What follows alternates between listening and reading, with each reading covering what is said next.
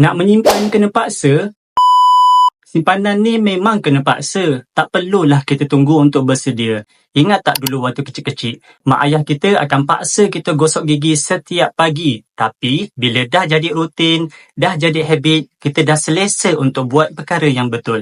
Sama juga dengan simpanan. Untuk kita bina habit menyimpan, kita kena paksa diri dulu untuk menyimpan.